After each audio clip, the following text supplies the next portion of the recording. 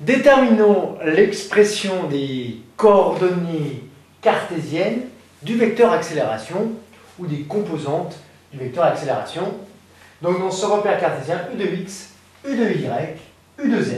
Alors on sait que le vecteur accélération, c'est la dérivée du vecteur vitesse par rapport au temps, évidemment, du point M. Or, le vecteur vitesse, on sait qu'il est égal à sa coordonnée v de x fois u de x, plus v de y fois u de y, plus v de z fois u de z. Vx, vy, vz étant les composantes du vecteur vitesse dans cette base cartésienne. On l'avait noté autrement, x point u de x, plus y point u de y, plus z point u de z. Donc, x point, y point, z point sont les coordonnées en mètres par seconde. Évidemment, puisqu'il s'agit d'une vitesse. Faisons maintenant la dérivée du vecteur vitesse par rapport au temps, qui est égal au vecteur accélération. Donc, je dérive par rapport au temps, quoi donc? X point u de x, plus y point u de y, plus z point u de z. U de x, U de y, U de z sont des vecteurs unitaires qui sont constants par rapport au temps. Ils ne changent pas de position. Par conséquent, on peut à chaque fois les sortir de la dérivée. Ce qui nous donne pour le vecteur accélération, eh bien, la dérivée de x point par rapport au temps fois U de x, plus la dérivée de y point par rapport au temps fois U de y, plus la dérivée de z point par rapport au temps fois U de z. Comment on appelle cette dérivée de x point par rapport au temps? Eh bien, on l'appelle x point point u de x, plus y point point u de y, plus z point point u de z. Qu'est-ce que x point point, y point point, z point point? Qu'est-ce que c'est? Ce sont tout simplement des composantes du vecteur accélération dans cette base.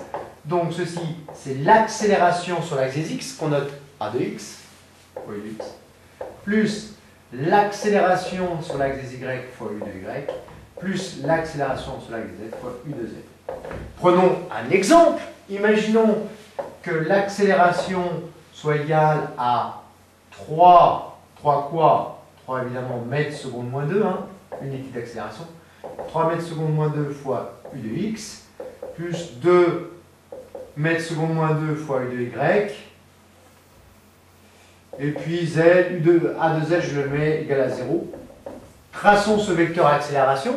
Le vecteur accélération, il sera égal à 3 fois u de x, 1, 2, 3, voici pour la coordonnée à x, plus 2 fois u de y, une fois, deux fois. Donc le vecteur accélération, il sera comme ceci, dans le plan x, O, y. Autre chose, comment est-ce qu'on peut exprimer A? Eh bien, on peut dire que c'est la dérivée seconde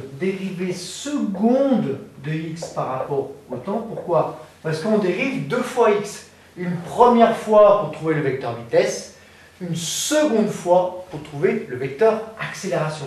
Donc A, c'est d2x sur dt carré, dérivée seconde de x divisé par dt carré. Pourquoi dt carré? Parce qu'on a des mètres seconde moins 2, je vous rappelle, donc au dénominateur, il y a des secondes au carré, u de x, plus, etc. Donc la dérivée seconde de y par rapport au temps fois u de y, plus la dérivée seconde de z par rapport au temps fois u de z. Voilà les trois formes que peuvent prendre le vecteur accélération. Vous pouvez l'écrire comme ceci, ou comme ceci éventuellement. Vecteur accélération dans la base cartésienne. Soit la base cartésienne u de x, u de y, u de z, base orthonormée directe.